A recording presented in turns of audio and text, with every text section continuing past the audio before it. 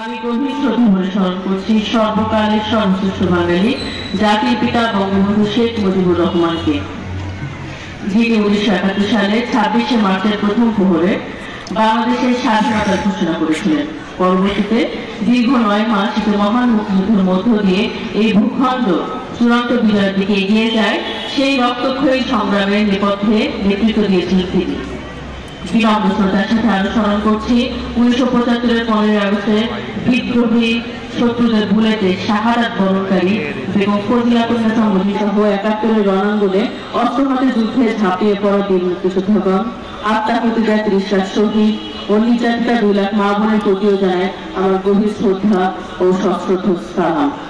সম্মানিত উপস্থিতি, 1971 থেকে 2024 মাঝখানে 53টি বছর পাকিস্তানের শাসনামলে শোষণ নির্যাতনের বিগড়ে থাকা বাঙালি জাতিকে স্বনির্ভরতা, অর্থনৈতিক মুক্তি, সামাজিক ন্যায্যতা, সর্বোপরি স্বাধীনতার স্বপ্ন দেখিয়েছিলেন বঙ্গবন্ধু।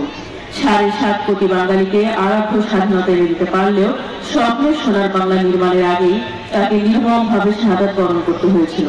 মুখ থুবড়ে পড়েছিল বঙ্গবন্ধুর স্বপ্নের সোনার বাংলা গড়ার সেই প্রচেষ্টা।